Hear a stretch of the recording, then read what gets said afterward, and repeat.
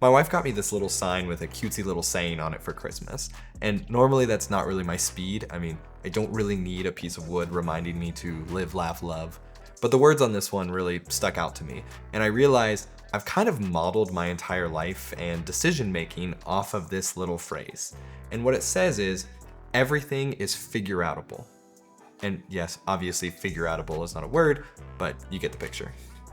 And I think this is so applicable, not just in everyday life, but especially in church production and tech, and especially when that's not actually the thing that you do full time, and especially when you don't have a lot of money to spend on it. You're gonna run into a lot of problems, you're gonna have to figure things out, but everything is figure outable, as long as you're willing to try hard enough and invest in the resources and training that you need in order to help you figure it out. I mean, that's definitely been true of my journey in church tech and production.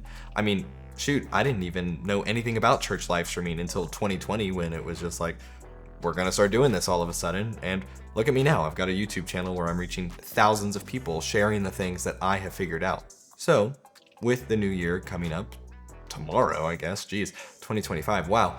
I figured it would be kind of a cool time to reflect on, let's say, 5 things that I have figured out in my own church tech journey, and 5 things that I'm excited to figure out and learn in 2025 coming up.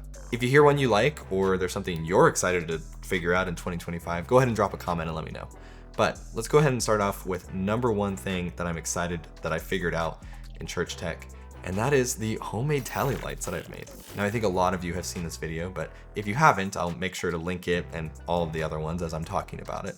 But early on in our live streaming journey as a church, we were having a little bit of difficulty communicating with our cam ops and making sure that they knew that they were live and that they were still live, so they didn't get lazy and forget, oh man, I need to keep my camera moving and keep it on the pastor. None of us are professional camera operators or broadcasters or anything, so we needed every little bit of help that we could get. I had always seen the idea of tally lights, and I thought that would be kind of a cool thing, and how hard could it really be?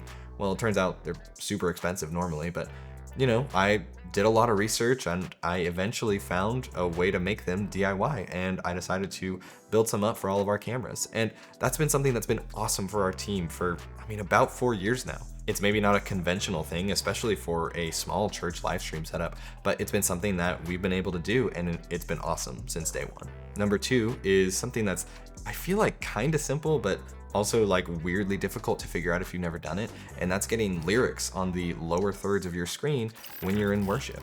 That took me a weirdly long time to actually figure out how to do it well, do it consistently, do it without a separate instance of ProPresenter running, and it's something that makes a huge difference for those worshiping at home. I remember the Sunday that we first put lyrics on the screen.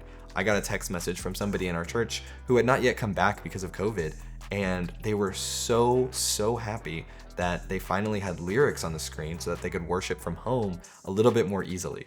So the little things like that really do matter, and putting in the effort to figure those things out is going to make a huge difference to your congregation and other people who are watching your live streams. Number 3 is something not actually live stream related, and something I haven't made a video about, though I hope to pretty soon, and that's actually these new screens in our lobbies.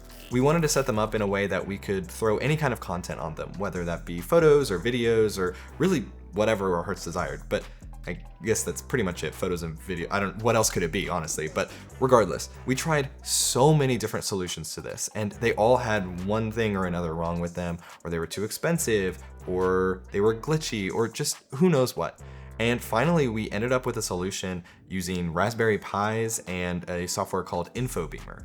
Now, again, I'll definitely make a video on this, but this is something that if we had just settled with the first solution we came to, honestly, we would be missing out on so many features that we have now, and it would just be not nearly as good of an experience. So really glad that we figured that one out. Again, go ahead and hit subscribe if you want to make sure not to miss the video on that one.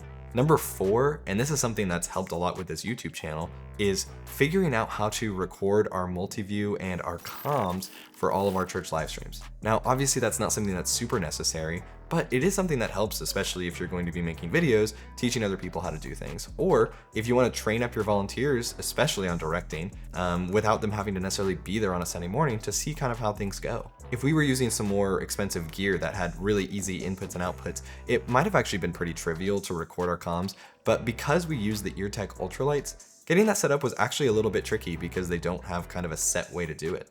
I had to do some weird hacking with splitter cables that it's definitely not meant to do, but it's worked great for us over the past year or two, and it's been awesome to be able to record our comms and just kind of capture what's happening on the broadcast side of things that you may not see if you're just watching the live stream.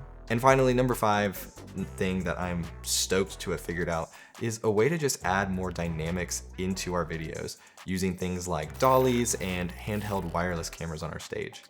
You know, for the longest time, we just had cameras on tripods and they weren't really moving a whole lot, which just kind of made our live streams a little bit lifeless and boring. But being able to figure out a good way to have those moving shots, whether handheld on the stage or on a dolly in the room, really just added a lot of life to our live stream and made things a lot more fun for our camera operators. They're also a lot more fun to watch now. And there were a lot of moving pieces to this, such as finding wireless transmitters that we could actually afford, or a dolly system that didn't cost an arm and a leg and we could set up and tear down pretty easily since we're a slightly mobile church. There are a lot of smaller things to figure out in this big figure-outable item, and I think everybody has things like this. So if you're faced with something like that, remember, even the bite-sized chunks are figure-outable, and eventually you'll figure out the big solution. Now I have videos on all those different pieces on my YouTube channel, and I hope to keep making more of those. But enough about things we've already done. There's also some things I'm really excited to do in 2025 and beyond, but I'll keep it to 5 for now. And a lot of these things are actually way outside my comfort zone. So number 1, we actually need to redo some of the lighting in our auditorium. Now, if you've followed this channel for any amount of time, you know I am mostly a video guy. You also know that we don't actually have our Sunday services in our church auditorium, but rather in the theater next door. Because of this, the tech in our auditorium needs a little bit of love. And it doesn't get used all that often. Well, I mean, a couple times a week for smaller events, but not for Sunday mornings. And so it means it doesn't quite have the same emphasis that some of our other pieces of church get. But our lights are getting pretty old, and we have some extra needs now, such as lighting a different part of the room for the worship in the round that we do pretty often. So we're looking at upgrading our lights here, and that's something that I haven't really explored a whole lot before, and I'm really digging into pretty hard right now. Speaking of, if you guys have any good resources, go ahead and link them down below.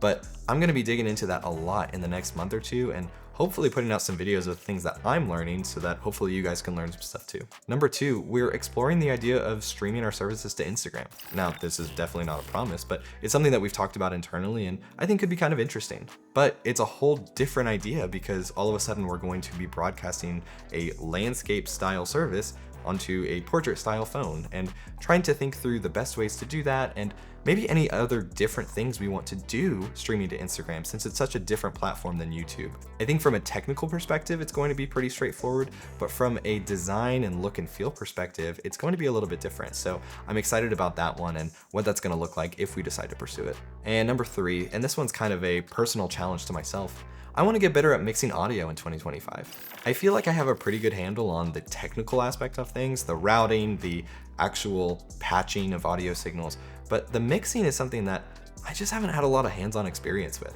You know, I do our broadcast mix as a post-fader mix from our front of house mix.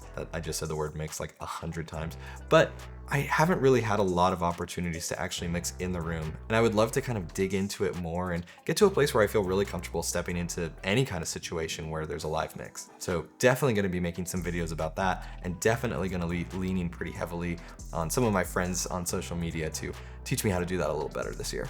Number 4, and this is something that I've struggled with for a long time, and it's trying to get better at training volunteers when the only time we have available to us is Sunday mornings. Like I said, we meet in a theater that we don't own, which means our cameras and switcher are only set up on Sunday mornings. This makes it really difficult to actually train new camera ops and especially difficult to train new directors. There's just not a good way for them to practice outside of a Sunday morning service. But like the sign says, everything is figure-outable, and I need to train more people, especially to direct, so that I'm not the one having to do it every single week. This is something that I'm really gonna have to work at in order to grow our team in a way to make things more sustainable in the future. And finally, the number 5 thing that I'm excited to figure out in 2025 is continue growing this whole YouTube and Instagram thing that I've been doing. I'm actually coming up on 2 whole years of making videos, and that honestly seems pretty wild. The past year I've seen growth that I honestly never could have imagined, especially given how short of a time I've been doing this. And it's been so fun and so rewarding to see the comments from you guys on the impact that it's been having on your churches. I know I don't know everything, but it's fun to be able to impart what wisdom I do have and the knowledge that I've learned onto other people so that they can continue to improve their live streams. I want to continue doing a better job of that this year and maybe explore different ways that I can do that. If you have anything that you'd like to see, again, I've said this about 20 times, but drop it in the comments, let me know. You know, I'm doing this for you guys who are watching, and I would love to continue serving you in this way. And if you're watching this on YouTube and you don't follow me on Instagram, go ahead and jump over there. I post a lot of shorter content over there that may supplement the stuff you're seeing here on YouTube in a way that you don't normally get here. So that's that. I'm super excited for 2025 and all that's coming with it. You know, a new year is always a great time to look at what you're doing, look at what you have done, and decide, does that make sense for the future? And what more could we be doing to further the kingdom of God? And I'm definitely trying to do that with my team, and I pray and encourage you to do the same with your team. So until next year.